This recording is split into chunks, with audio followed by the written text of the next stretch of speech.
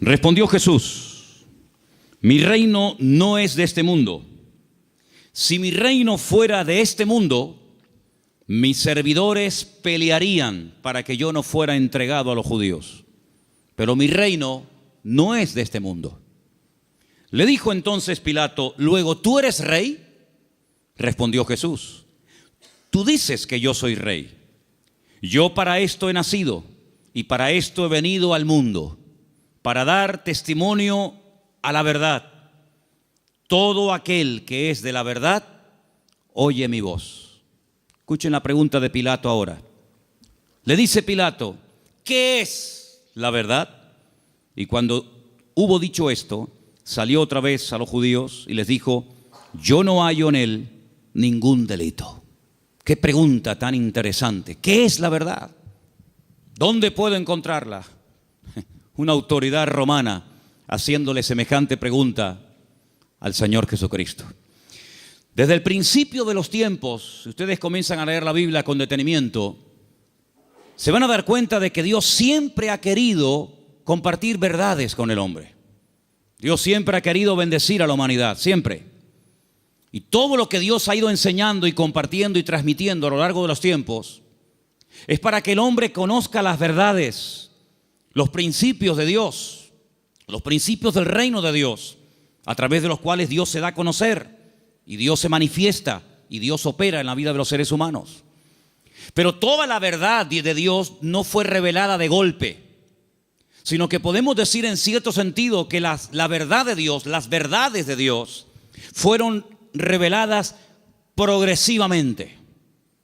Adán no tenía todas las verdades, Abraham tampoco las tenía, ni David, sino que fue algo que Dios fue manifestando con el paso del tiempo.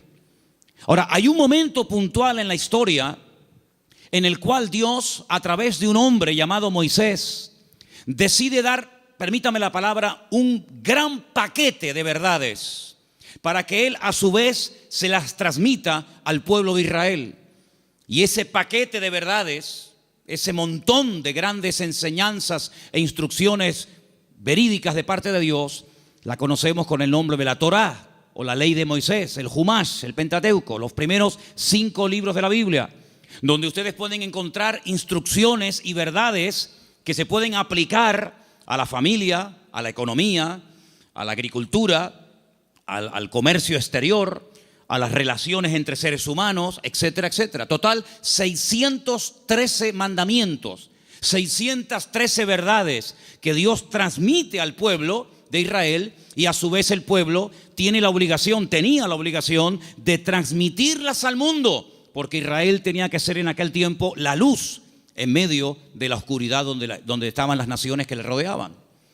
Pero sin embargo, cuando vamos al Nuevo Testamento, al Nuevo Pacto, encontramos que la verdad en sí misma, ese concepto que decimos, bueno, la verdad, ¿dónde está? ¿Se puede medir? ¿Se puede pesar? ¿Se puede enseñar? Ese concepto de la verdad se encarna, se humaniza en la persona de Jesús. Él llega a decir un día en una conversación muy interesante que mantiene con sus discípulos, si la quieren conocer, está en Juan capítulo 14, donde él observa a sus discípulos después de haberles anunciado que se va a marchar, que tiene que volver a la presencia del Padre. Pues él dice que los nota tristes y les dice: miren, no se turben, no se preocupen, no se turbe vuestro corazón. Si creen en Dios, crean también en mí. En la casa de mi Padre muchas moradas hay. Si así no fuera, yo os lo hubiera dicho.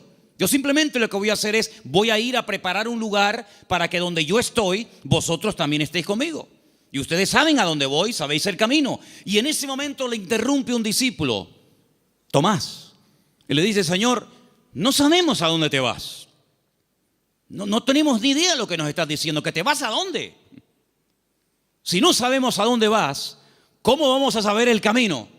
Y es entonces cuando el Señor le responde ese versículo que todo creyente prácticamente sabe de memoria, aunque lleve 3 días leyendo la Biblia, Juan 14:6, que dice: yo soy el camino, yo soy la verdad y yo soy la vida. ¿Cuántos dicen amén? Un versículo realmente extraordinario. Ahora, hay 300, lo tengo aquí apuntado, 317 versículos en toda la Biblia donde aparece la palabra verdad.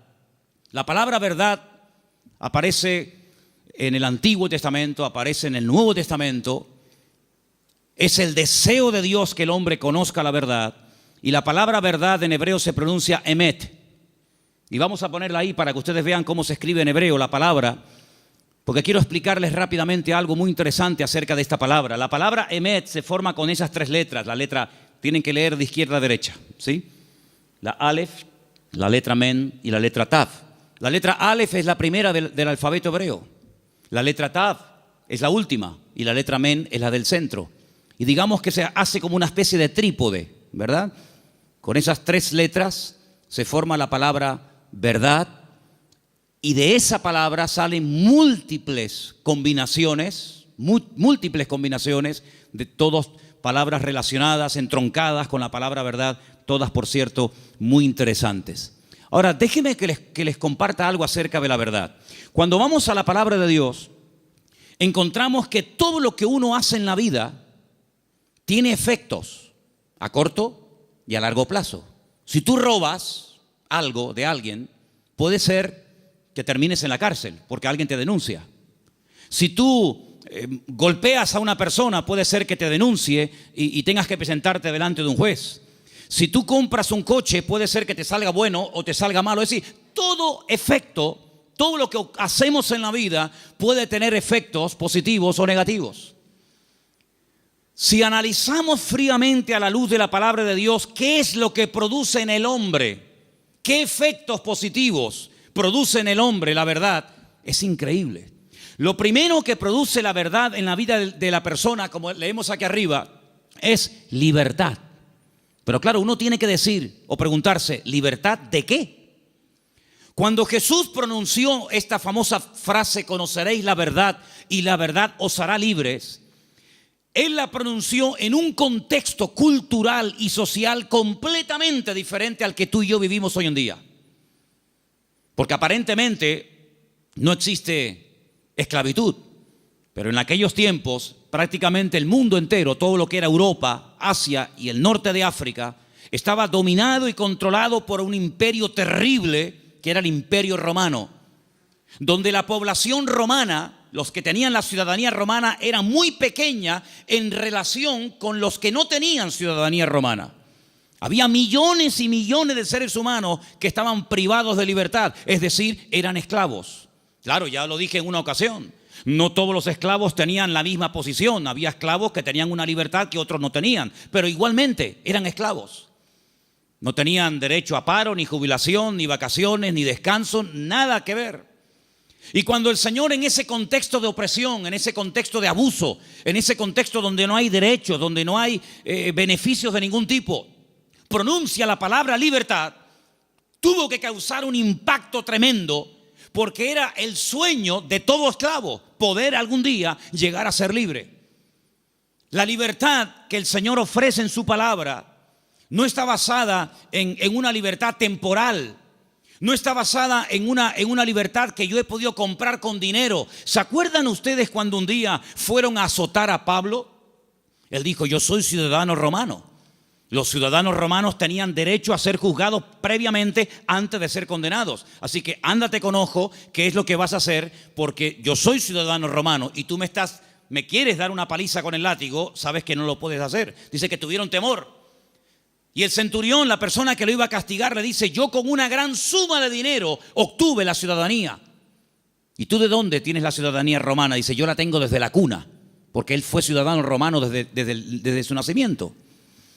Y es interesante notar cómo en la Biblia hubieron personas que se jugaron la vida y se escaparon de la opresión de sus amos porque querían ser libres. Y tenemos una carta en el Nuevo Testamento, que es la famosa carta de Pablo a Filemón, donde él intercede por la vida de un esclavo llamado Onésimo, cuyo nombre significa útil, pero que fue un inútil durante un tiempo y le robó y le defraudó. Y Pablo intercede delante de su amo para que no lo mate.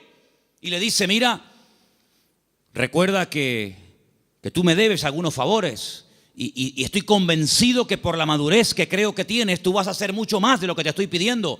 Y si algo te ha robado o si en algo te ha defraudado, ponlo a mi cuenta, dice el apóstol Pablo. Y en cierto sentido es como una metáfora, aunque fue un hecho real, es como una metáfora de lo que ha ocurrido en nuestra vida.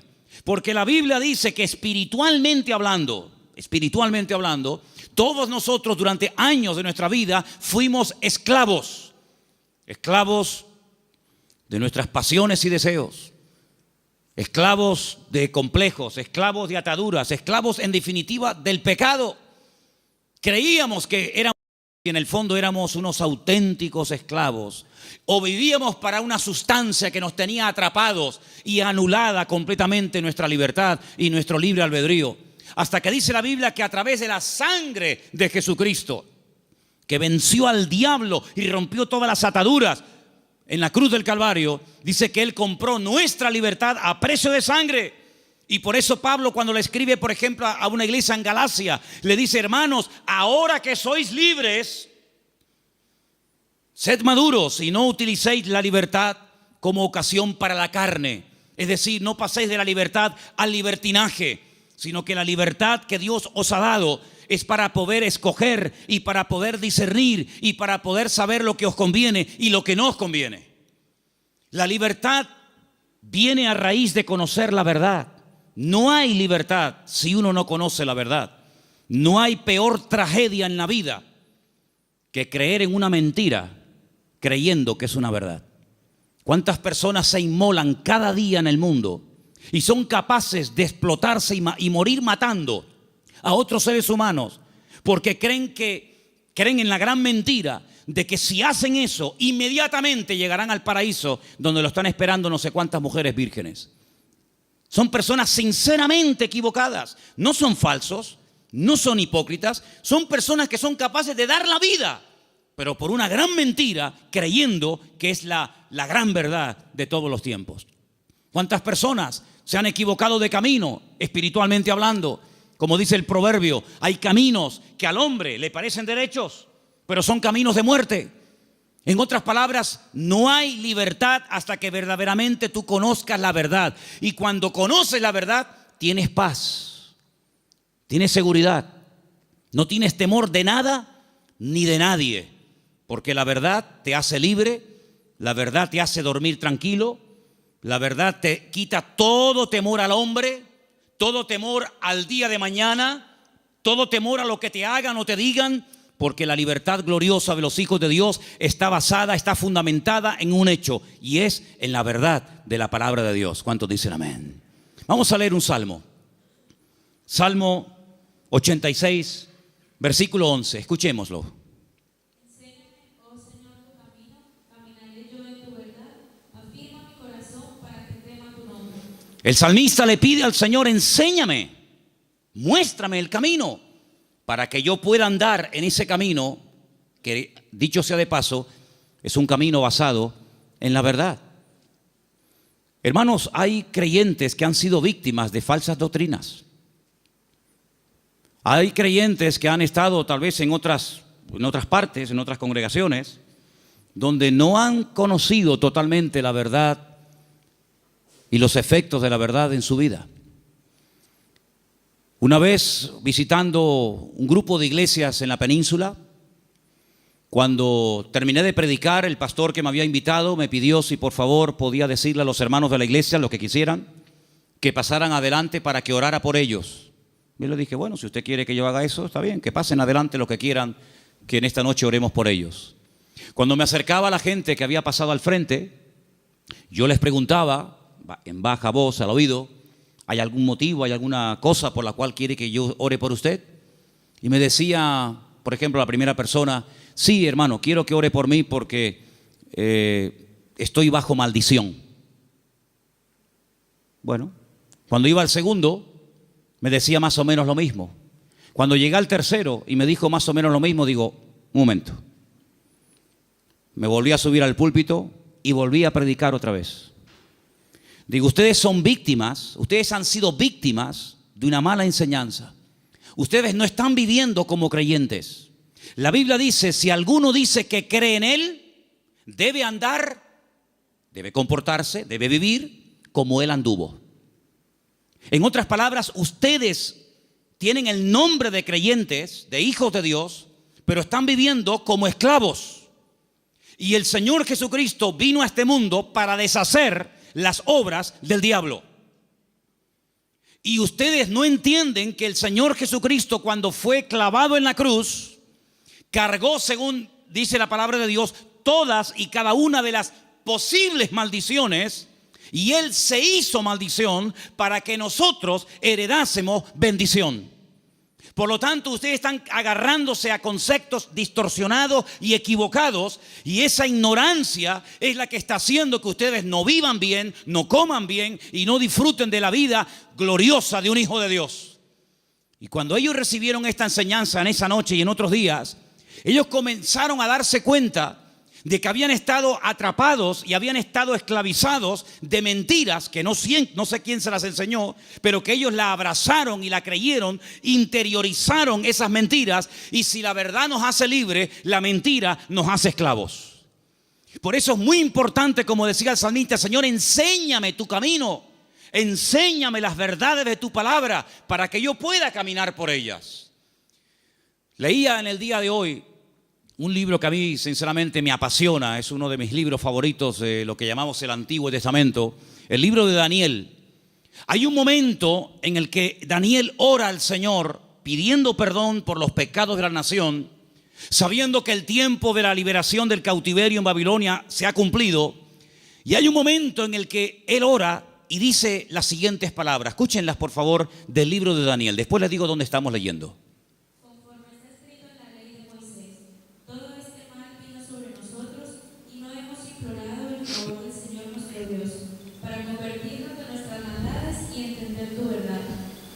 Daniel le dice al pueblo: la razón por la que nuestro templo fue destruido, la razón por la que miles de personas perdieron la vida y la ciudad está totalmente convertida en un montón de escombros, es porque no creímos, ni practicamos, ni vivimos según las verdades de Dios. De todos los profetas que había en aquel momento en Jerusalén profetizando, solamente había uno que decía la verdad. Todos los demás le decían a la gente lo que la gente quería oír. Había momentos en los que los profetas llegaban y decían: no tengan ningún temor, la ciudad de Jerusalén es indestructible, es la ciudad del gran rey, donde Él ha depositado y puesto su gloria y su presencia. Por lo tanto, ¿qué nación va a ser capaz de venir a Jerusalén y destruirla y quemar la casa de Dios? Olvídense de eso. Lo que Jeremías os predica es falso, es mentira. La ciudad de Jerusalén nunca va a ser tomada ni destruida por el rey Nabucodonosor. Sin embargo, el profeta Jeremías le decía: la ciudad de Jerusalén sería indestructible y el templo sería inviolable siempre y cuando viviéramos en santidad y viviéramos en orden. Pero no lo estamos haciendo. La ciudad se ha llenado de idolatría.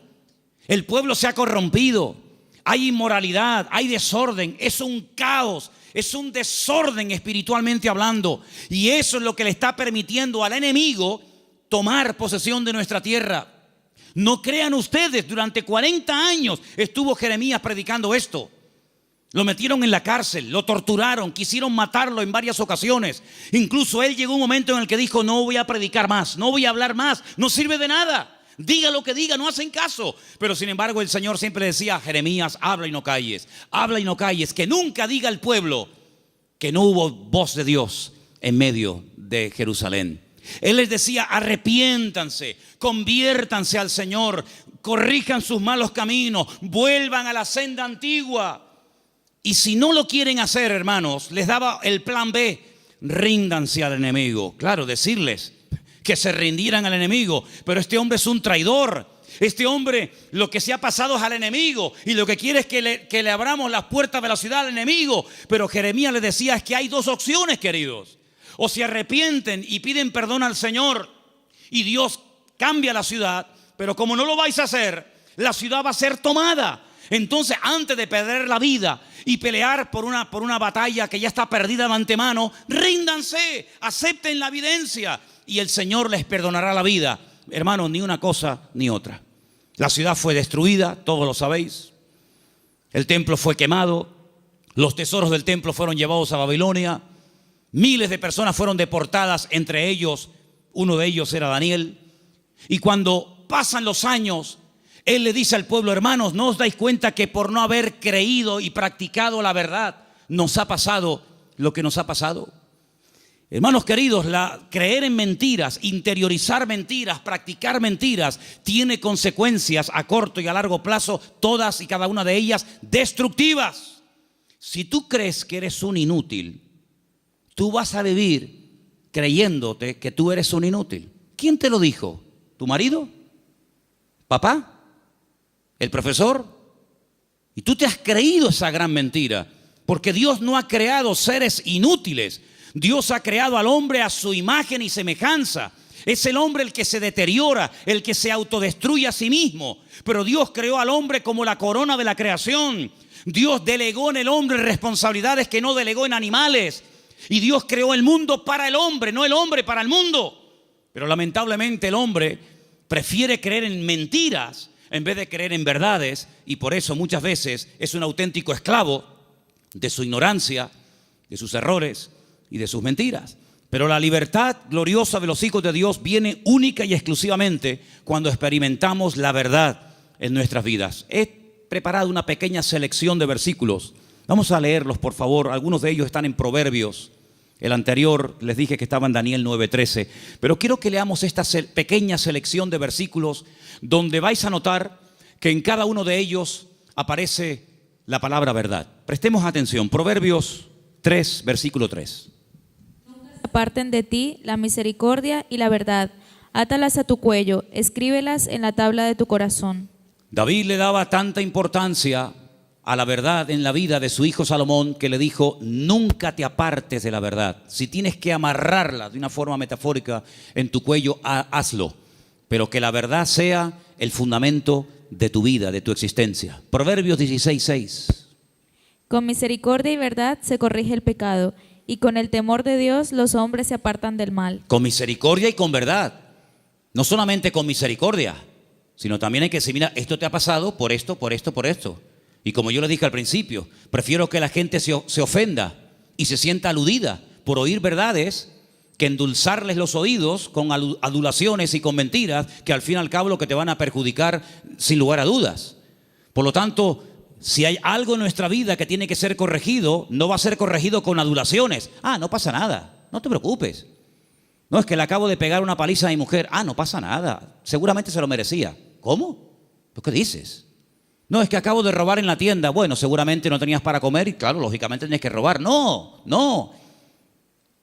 Las iglesias, por lo menos esta, no se abrió en su día para decirle a la gente lo que en el fondo le gustaría oír. Esta iglesia se abrió y se mantendrá abierta hasta que Dios quiera para predicar verdades, aunque duelan, aunque sean contrarias a lo que dice el mundo. Pero la verdad te hará libre, y lo que queremos es que la gente que venga aquí sean libres de sus ataduras, de sus complejos y de cualquier otra historia que les esté haciendo daño. Por lo tanto, la verdad es la que va a corregir nuestra vida. Ahora, si tú buscas la verdad, dijo Séneca, corres el riesgo de encontrarla. Si buscas la verdad, puede ser que la encuentres y tendrás que hacer un ajuste entre tu creencia, entre tu doctrina, tu opinión personal y la verdad revelada de Dios. ¿Estás dispuesto a adaptarte a la verdad de Dios? Sigamos. Proverbios 28:20. El hombre de verdad tendrá muchas bendiciones, mas el que se apresura a enriquecerse no será sin culpa. Ese versículo es buenísimo. ¿Lo oíste? El hombre de verdad tendrá muchas, ¿qué?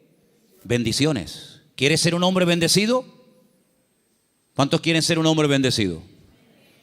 Pues tienes que creer, interiorizar y practicar muchas verdades. Y cada una de ellas traerá una bendición para tu vida, sin lugar a dudas. Nos vamos a la carta de Pablo a los Gálatas, capítulo 2, verso 14. Y dice así: Pero cuando vi que no andaban rectamente conforme a la verdad del Evangelio, dije a Pedro, delante de todos: si tú, siendo judío, vives como los gentiles y no como judío, ¿por qué obligas a los gentiles a judaizar? Pedro pasó un tiempo con el apóstol Pablo y se comportaba de una forma, y cuando vinieron judíos desde Jerusalén se comportaba de otra. Y Pablo observó que delante de unas personas se comportaba de una manera y cuando esas personas no estaban, se comportaba de otra. Y Pablo dijo, no estás actuando conforme a la verdad. El creyente es igual dentro de la iglesia que fuera. Es igual en lo privado que en lo público. Por la mañana o por la noche, da igual. No es que es un disfraz que me pongo para venir aquí y pongo cara de santurrón y de bueno y luego en la calle soy un demonio o en mi casa. No. Pablo dijo, no andáis rectamente conforme a la verdad. Y lo corrigió, porque acabamos de leer que el pecado, lo deficiente, lo incorrecto, ¿cómo se corrige? Con misericordia, pero también con verdad. Seguimos en Gálatas, capítulo 3, verso 1, y dice: Oh Gálatas insensatos, ¿quién os fascinó para no obedecer a la verdad? A vosotros ante cuyos ojos Jesucristo fue ya presentado claramente entre vosotros como crucificado. Hay un momento en el que entran en la congregación personas que comienzan a enseñar cosas diferentes a las que aprendieron a través del apóstol Pablo, fundador de la iglesia. Le llega la noticia al apóstol Pablo y les escribe una carta y les dice, pero ¿por qué no estáis obedeciendo a la verdad? Luego, la verdad no es simplemente para decir estoy de acuerdo con ella, sino es para obedecerla. Es decir, por eso dije antes, no me diga amén y después hace otra cosa, porque el daño se lo va a hacer usted. A mí no me va a producir ningún daño el que usted diga a una cosa que yo predico amén y que luego no la practique. A mí no me va a perjudicar lo más mínimo.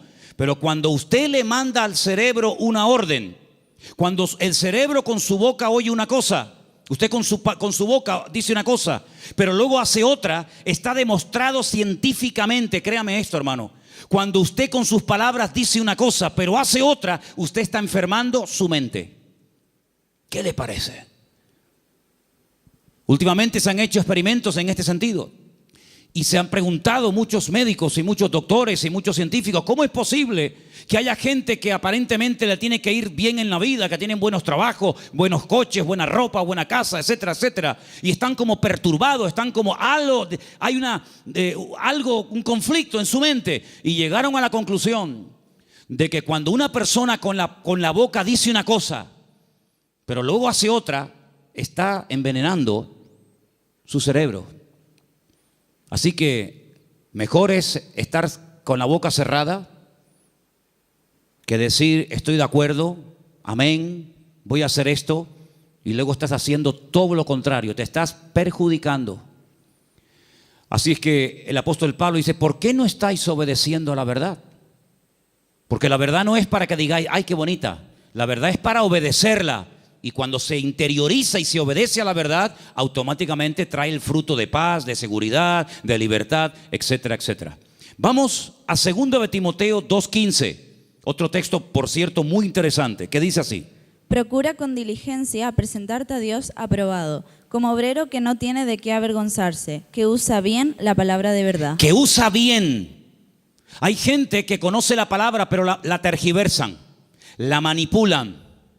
Quitan parte del versículo o añaden cosas que no dice la escritura. Y tú dices, oye, ¿cómo saben esta gente la palabra? ¿Cómo la conocen? No, la manipulan. Y uno de los peores pecados que podemos hacer es amañar, manipular la escritura para enseñar medias verdades. Yo dije en una ocasión, y lo vuelvo a repetir hoy, que cuando en la vida de un creyente viene una enseñanza, un mensaje que está basado en mentiras, automáticamente la persona por la experiencia, por el discernimiento espiritual o por el conocimiento, aunque sea mínimo de la escritura, automáticamente lo descarta. Porque dice, eso no es verdad, eso es mentira. Si una persona viene y te da un mensaje basado puramente en la verdad, todo es verdad desde el principio hasta el final, no hay ningún problema, no hay que cuestionar nada porque reconoces que es la verdad. El problema está cuando se mezclan verdades con mentiras. Y hay que tener mucho discernimiento espiritual, mucha experiencia y mucho conocimiento de la palabra para saber dónde cortar, dónde separar la verdad de la mentira. Hermanos, el Señor Jesucristo dijo una vez a los discípulos y por lo tanto a todos y a cada uno de nosotros en el día de hoy: os conviene que yo me vaya, porque si yo no me fuese, el Consolador no vendría. Pero si yo me voy, yo le rogaré a mi Padre para que os envíe el Consolador para que esté con vosotros para siempre. Es decir, que lo que ustedes pueden entender que es una desgracia y una tragedia, va a ser un beneficio para vosotros. Porque si yo no me voy, ninguno de vosotros podría tener el espíritu que yo he tenido durante estos años de mi vida. Pero yo lo enviaré, yo le rogaré al Padre para que os envíe al Consolador y esté con vosotros para siempre. Y dice, Él tomará de lo mío y Él os lo hará saber. Número 2, Él os recordará todas las cosas que yo os he enseñado. Número 3, Él convencerá al mundo de pecado, de justicia y de juicio. Y dice algo muy interesante y lo he dejado para el final. Y Él os guiará a toda la verdad. ¿Cuántos dicen amén? La verdad no es una lotería que unos la descubrieron y otros tantos nunca supieron cuál era. La verdad tiene nombre y se humanó y se encarnó en la figura de nuestro Señor Jesucristo. Por eso Él declaró categóricamente: yo soy el camino, la verdad y la vida. Pero el versículo no termina ahí. El versículo añade la siguiente frase: y nadie va a ir al Padre sino solamente a través de mí. ¿Cuántos dicen amén? Jesús no es una verdad.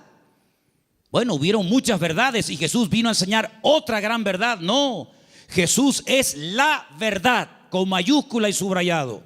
No hay 1000 verdades y cada uno escoge la suya. No, Señor. Hay una verdad revelada en la palabra, manifestada en la persona de Jesucristo. Y si prestaron ustedes atención a la lectura que esta tarde se leía, hay un momento en el que en el discurso de Pablo, que se leyó esta tarde en el Areópago en Grecia, él dijo: hay un momento en el que Dios pasó por alto la ignorancia de las naciones, pero Dios ha establecido que a través de su Hijo, el que a Él ha escogido, algún día, cuando Él lo tenga determinado, juzgará a todas las naciones de la tierra, y por aquel varón que Él levantó y constituyó, juzgará a todas las naciones de la tierra. Es decir, hay un momento en el que pudimos ser ignorantes, pero ya no somos ignorantes, ni queremos seguir siendo ignorantes. ¿Amén, hermanos? Ahora queremos aprender las verdades. Y puede ser que cuando descubramos ciertas y determinadas verdades, nos demos cuenta, como a mí me pasó, que los hombres me engañaron. Porque los hombres me enseñaron cosas que no eran verdades, pero me las enseñaron como si fueran verdades. Y yo las creí. Y por eso no podía vivir una vida de libertad, de paz, de victoria, de bendición. Porque la mentira, la ignorancia no es la respuesta. La respuesta y lo que Dios quiere para la vida de todos y cada uno de nosotros es que conozcamos la verdad. Y la verdad se puede conocer y experimentar y vivir, y es la persona de Jesucristo. ¿Cuántos dicen amén? Quiero que leamos un versículo más. Isaías 26:2. Porque ahí la palabra verdad, emet, aparece en plural y me llamó mucho la atención. Y quiero que escuchen este texto, por favor. Isaías 26:2. Abrid las puertas y entrará la gente justa, guardadora de verdades. Guardadora de verdades. Isaías 26:2. Emet es verdad, emunim es verdades. Hay una gran verdad que Dios reveló a través de Jesús, y es que el hombre es pecador. Por más que intente, no puede tener comunión con un Dios santo. Pero Dios envió a su Hijo unigénito al mundo para que todo aquel que crea en Él no se pierda, mas tenga vida eterna. Esa es la gran verdad. Que hay un Salvador, que se puede restaurar la relación del hombre con Dios, que el hombre puede salvarse de la condenación, que el hombre puede volver a tener comunión con su Creador y su Diseñador. Esa es la gran verdad. Pero luego, en torno a esa gran verdad giran muchas verdades. Y en los próximos domingos voy a compartir con vosotros varias de esas verdades en plural. Hoy quiero terminar este mensaje acerca de la verdad con 3 verdades. La primera, la que hemos mencionado recién, Juan 14:6. Yo soy el camino, la verdad y la vida. Nadie viene al Padre sino solamente a través de mí. Eso quiere decir que la ignorancia nos salva, que la religión no es lo que Dios ha provisto para la raza humana para que pueda volver a conectarse con Dios, sino que hay un camino y hay la verdad revelada y hay una vida que se manifiesta a través del Señor Jesucristo. Eso es una gran verdad. La segunda verdad que quiero compartir con vosotros, podría darte más de 150 versículos, pero solamente para los que toman nota les doy Mateo 23, 19, donde dice que Él volverá otra vez a este mundo. ¿Cuántos dicen amén? Algunos dirán, ¿Jesucristo volverá otra vez aquí? ¿Sí? ¿No lo sabías? No, yo tenía pensado que Jesucristo ya nació y murió y bueno, dicen que resucitó y ascendió a la gloria, a la diestra de Dios Padre, pero no había oído que volverá. Bueno, pues si no lo has oído no es problema mío. Pero la Biblia dice en más de 150 ocasiones que Él volverá. Y en esta ocasión no pasará desapercibida su venida, como pasó en la primera venida, que había nacido en un pequeño pueblo de Judea, en el sur de Israel, llamado Betlehem, la casa del pan o Belén. Y en ese pueblo hay una montaña que se puede visitar hoy en día, donde había uno, porque tenía muchos, uno de los muchos palacios del rey Herodes, y el rey Herodes ni siquiera se había dado cuenta de que esa noche había nacido el Mesías al lado de su casa. Y de repente vienen unos señores de lejanas tierras haciendo una pregunta muy interesante: ¿dónde está el rey de los judíos? Porque su estrella hemos visto en el oriente y venimos a adorarle. Y le están hablando a un rey, pero que realmente es un títere. No es el verdadero rey, no es de la línea genealógica de la casa de David, de la tribu de Judá. Es un rey que han puesto los romanos. Es un muñeco de quita y pon. Y por eso ellos se atreven a preguntarle al rey, entre comillas, de los judíos: ¿dónde está el rey de los judíos? Porque venimos a adorarle. Y ustedes ven que esos hombres, me da igual si eran 3, 20 o 40, no se postraron ante Herodes y lo adoraron y le abrieron sus tesoros, porque ellos sabían que ese no era. Y Herodes no lo sabía. Y tiene que mandar a llamar a los escribas y fariseos, los que estudiaban la escritura y hacían las copias de la escritura, para preguntarle: oye, ¿qué dice la Biblia acerca del Mesías? ¿Dónde tiene que nacer? Ya en aquel tiempo ya se había escrito dónde había que nacer. Si se lo hubieran preguntado no sé, por ejemplo, a Abraham o a cualquier otro personaje, no te hubiera dado respuesta. Pero en aquel momento ya estaba escrito en el libro del profeta Miqueas que Jesús, que el Mesías, Yeshua, tenía que nacer en Belén de Judea. Eso es una gran verdad. Pero una gran verdad también es que Él mismo dijo: me voy, pero volveré otra vez. Y la Biblia dice que tenemos que estar velando y orando, porque no sabemos ni el día ni la hora, pero que volverá, volverá. Y cuando vuelva, todo ojo le verá, toda rodilla se doblará y todo el mundo se pondrá de rodillas y confesará que Él es el Señor, para gloria de Dios Padre. Y no será algo que dice: bueno, ¿habrá venido? ¿No habrá venido? ¿Dónde está? Hermanos, será algo que va a tener un impacto a nivel mundial. Probablemente para algunos esto les suene a chino, esto les suene a algo como ciencia ficción, pero esto no es un cuento ni un mito, esto es palabra de Dios. Jesucristo viene y viene muy pronto. ¿Cuántos dicen amén? Y esa es una de las grandes verdades que no tenemos que olvidar. Y hermanos, estamos más cerca que nunca de la venida del Señor.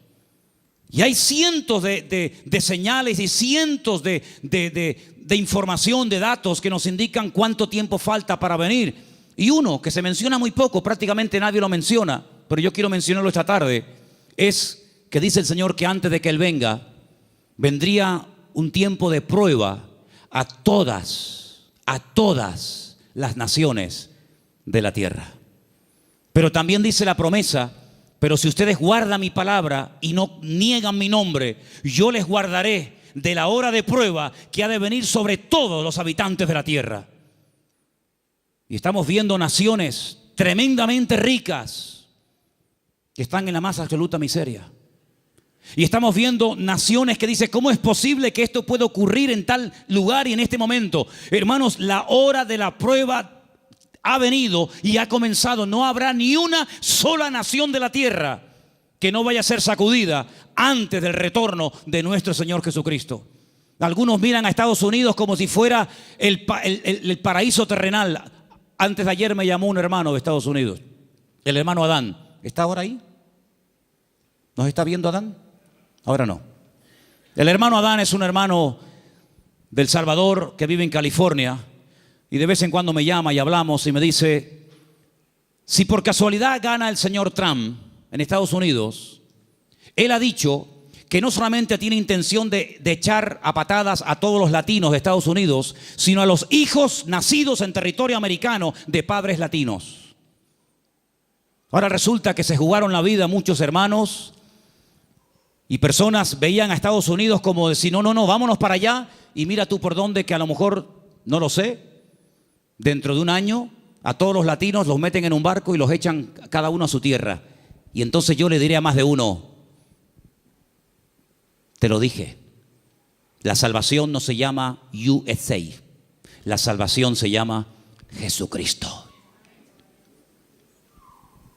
Me escriben todos los días de Venezuela, todos los días me mandan correos pidiéndome ayuda, pidiéndome auxilio, que quieren salir por la frontera de Colombia, que quieren salir por no sé qué sitio. Y yo a todos les digo lo mismo. Digo, hermanos, en Venezuela hay iglesias de miles y miles de miembros que no hay en España. En Venezuela hay millones de creyentes, cosa que en España no hay. Es mucho más fácil que un venezolano se convierta que un español en España se convierta. Ustedes han experimentado avivamientos tremendos. Mi padre fue torero y toreó en el Nuevo Circo de Caracas. Hoy en día la plaza del Nuevo Circo en Caracas es una iglesia evangélica. Aquí jamás hemos visto una plaza de toros llena de creyentes. Bueno, hace unos años hicimos unos cultos aquí en la plaza de toros, pero lógicamente no se llenó. Pero siempre le digo a todo el mundo, Dios, ¿dónde es más poderoso? ¿Dónde Dios tiene más poder? ¿Dónde Dios actúa más poderosamente? ¿Dónde es más grande? ¿En Corea? ¿Donde está la iglesia más grande del mundo? ¿Más de 1,5 millones de habitantes, de miembros?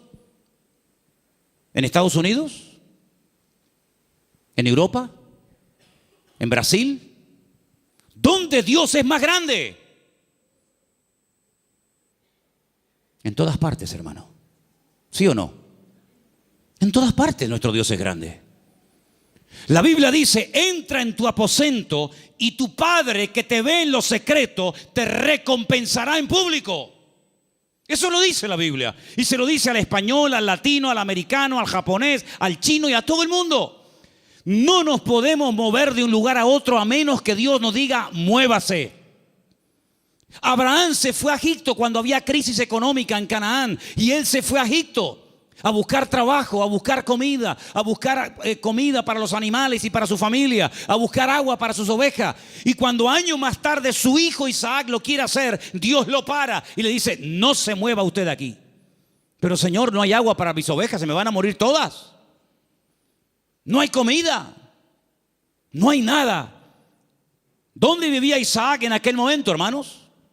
En Beersheba, en la ciudad del Negev, en el sur de Israel. Un calor terrible, arena y nada más que arena.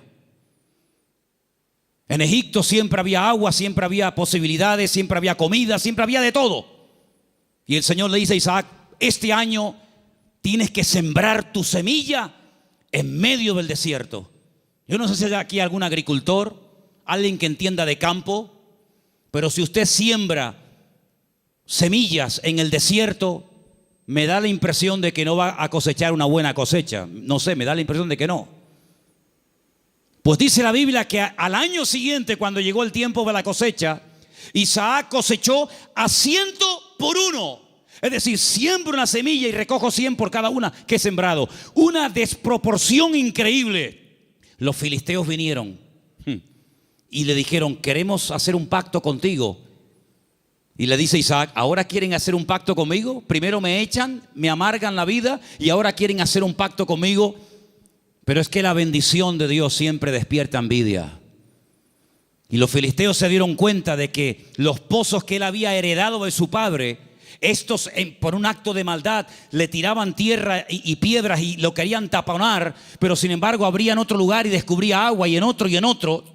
Y era imposible frenar y era imposible impedir que la bendición de Dios estuviera con Isaac. Y por eso ellos tienen que reconocer que este hombre tiene que tener la bendición de Dios, porque no es normal, es antinatural que un hombre siembre semillas en el desierto y tenga más cosecha que nosotros que hemos sembrado en buena tierra. Esto no es normal, esto no tiene lógica ninguna. Es que las cosas de Dios muchas veces no tienen lógica, es cuestión de fe, porque andamos por fe y no por vista. ¿Cuántos dicen amén? Entonces, hermanos, la gran verdad de todo esto, ¿cuál es? Busquen a Dios. Busquen a Dios donde quiera que se encuentren. Me da igual si es en Egipto, me da igual si es en Venezuela, me da igual si es en África, me da igual. Nosotros hemos ido a África unas cuantas veces, Armando lo sabe, y Luis también, que vino conmigo. Y hemos visto hermanos en África que tal vez materialmente no tienen ni la 10ª parte de lo que tú y yo tenemos hoy por hoy, pero la bendición que esa gente tiene en el Señor, jamás en mi vida la he visto en este país, a pesar de que somos del primer mundo. Porque muchas veces confundimos el tener con ser. Y parece que cuando uno tiene, pues bueno, pues estoy bendecido. Yo les prediqué hace poco acerca del Salmo 37 y les dije, hay 2 tipos de prosperidad en la Biblia. Una visible, que es la que nos llama la atención, y otra que no se ve, pero que muchas veces es la genuina. Una que consiste en tener y otra que consiste en ser. Y el Señor nos está enseñando en estos tiempos, a ti y a mí, a ver si nos damos cuenta de una vez, que lo que tenemos que buscar es a Dios, que no hay que buscar trabajo, que no hay que buscar prosperidad, lo que hay que buscar es al Señor, porque buscando al Señor todo lo demás viene por añadidura. Y llevo 35 años predicando esto, y algunos lo hacen y otros todavía lo cuestionan, pero yo te digo, la Biblia dice, buscad primeramente el reino de Dios y su justicia, y todo lo demás vendrá por añadidura. Y uno dice, bueno, y si yo quiero estudiar y saber qué es todo lo demás, el mismo pasaje te lo dice. Jesús se para con sus discípulos y dice, vamos a ver, la gente del mundo, ¿qué busca sinceramente? La gente que no se congrega, ¿qué es lo que buscan? Bueno, pues buscan un buen trabajo para tener una buena casa, un buen coche si puede ser, buena ropa, poder viajar y tener vacaciones, y si me puedo comprar el ordenador de último modelo me lo compro, y si puedo. Esa es la meta de la gente del mundo, tener cosas a través de su esfuerzo de trabajo. Muy bien. Dice, pero vosotros no podéis vivir así. Ustedes lo que tienen que hacer es no preocuparse por qué voy a comer mañana, no preocuparse por lo que me voy a poner mañana de ropa. Ese estilo de vida es el estilo de vida de los gentiles, de los que no me conocen a mí. ¿Es que acaso ustedes no se dan cuenta que los pájaros no siembran ni guardan en graneros y vuestro Padre Celestial los alimenta?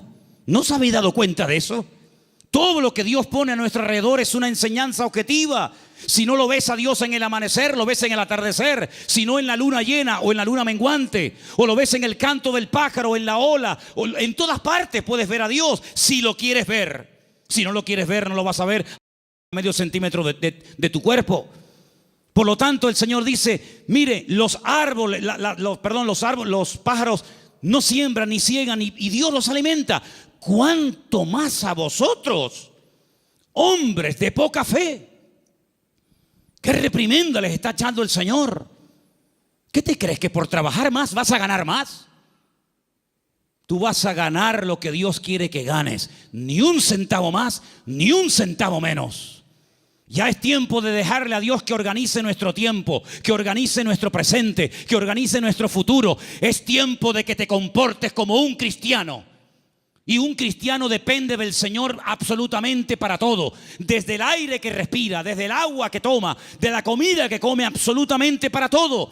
Para que Dios sea glorificado en cada una de las cosas. Esa es la vida que Cristo nos enseña. Y por eso muchas veces me han preguntado, Manolo, ¿por qué en la Biblia se veía tantos milagros con los cristianos? Y hoy en día apenas se ven milagros. Digo, claro, es lógico, hermano. ¿Cómo eran los cristianos del siglo I? Abnegados. Lo primero era la obra de Dios. Dice el libro de los Hechos. Yo no lo he escrito, por eso tengo toda la libertad del mundo para decir esto. Porque si yo lo hubiera escrito, parece que como que estoy defendiendo mis argumentos. Y yo estoy aquí arriba esta tarde defendiendo los argumentos de la palabra de Dios, no los míos. Y dice la Biblia que en la iglesia primitiva no había necesitados. No había hermanos con necesidad económica, ni uno. ¿Y qué hacían? ¿Qué hacían? ¿Cómo se lo montaba esa gente?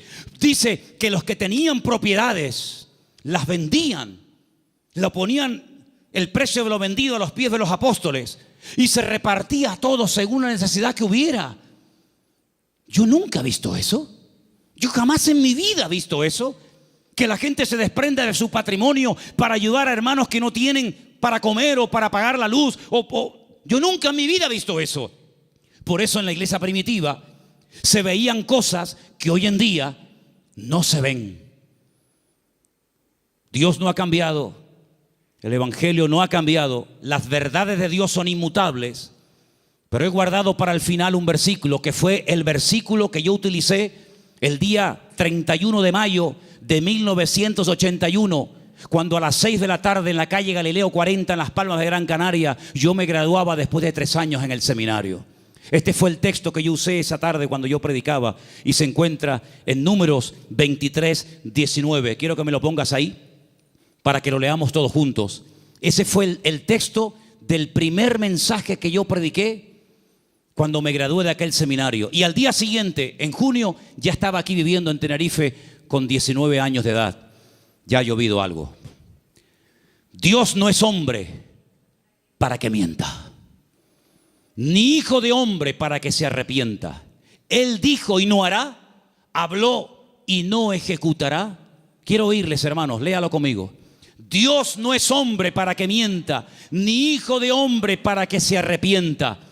Él dijo y no hará, habló y no ejecutará. Números 23, 19. Hay algo que Dios no puede hacer. ¿Saben lo que es? Mentir. Dios no puede mentir, porque Dios es veraz. No puede decir mentiras. ¿Tú dices mentiras? ¿Has dicho mentiras? Claro que sí, y yo también.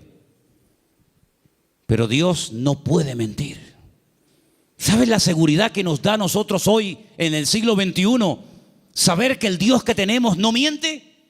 Es impresionante. Eso quiere decir que si Él dijo en su palabra que estará conmigo todos los días, estará conmigo todos los días. Eso quiere decir que nada me faltará si yo estoy en la mano del Señor y dependo totalmente del Señor.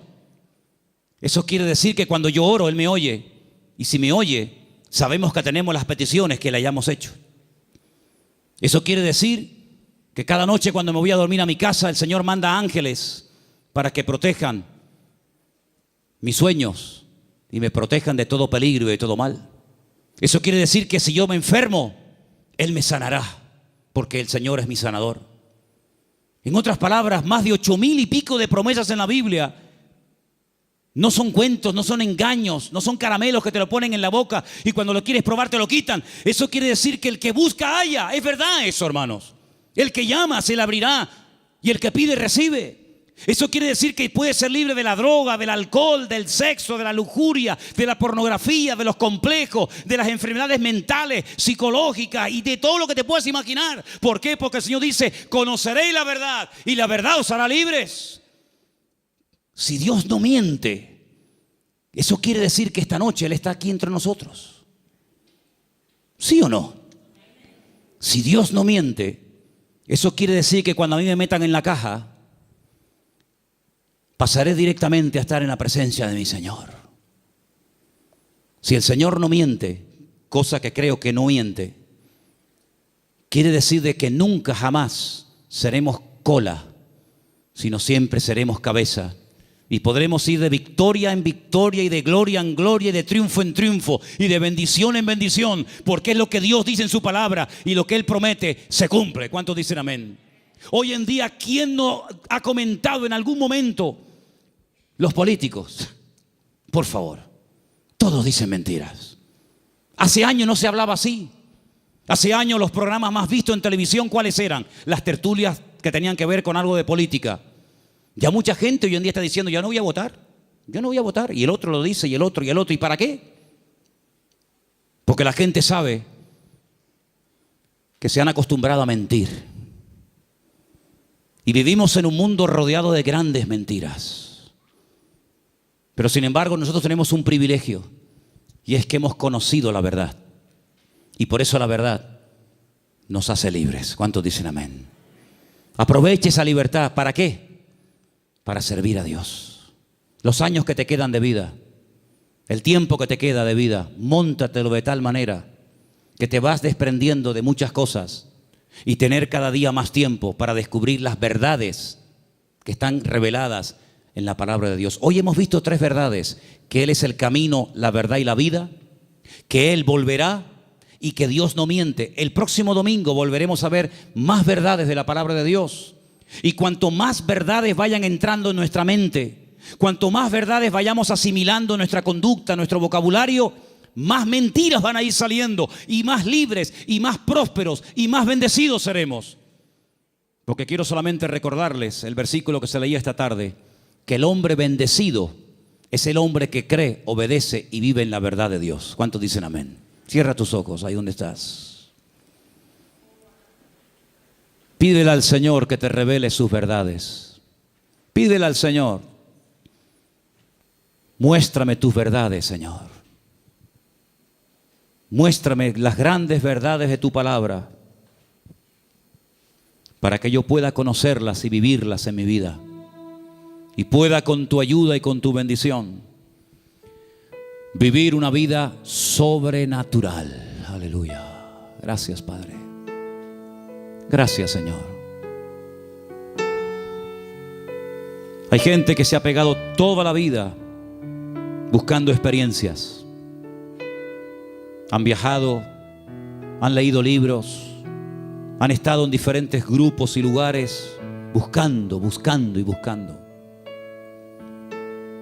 El Señor dice: venid a mí, los sedientos, y el que cree en mí correrán de su interior ríos de agua viva.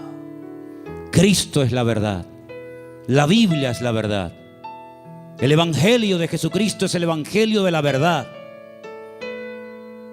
Así que si estás buscando la verdad, acepta, recibe a Cristo en tu corazón. Después congrégate donde quieras. Si te gusta aquí, amén. Si quieres ir más allá, donde tú quieras. Solamente te pido que si en esta tarde hay alguien entre nosotros buscando la verdad se llama Jesús. La verdad tiene nombre y es el Señor, el Maestro, el Rey de Reyes y el Señor de los Señores. Él es la verdad. Fuera del Señor no me interesa saber nada. Señor, en esta noche te damos gracias porque la verdad se puede conocer, la verdad se puede experimentar, y la libertad viene como resultado de haber conocido la verdad de Cristo Jesús. Señor, yo te pido que en nuestra vida solamente haya verdades. La verdad deshace, la verdad pudre el yugo de la mentira, de la esclavitud, de la ignorancia. Y te pedimos en esta noche, Señor, que tú, como Rey de Reyes y Señor de los Señores, me muestres cada día las verdades de tu bendita palabra. Ayúdanos, Señor, a caminar en verdad. Ayúdanos, Señor, a desprendernos de mentiras, de tradiciones, de costumbres, de ideas y de opiniones que no tienen nada que ver con la verdad de Dios. Estamos dispuestos a ser tratados. Estamos dispuestos, como decía el salmista: enséñame tu verdad para practicarla y vivirla. Señor, en el nombre de Jesús, aclara los pensamientos confusos, la mente perturbada. Saca a la luz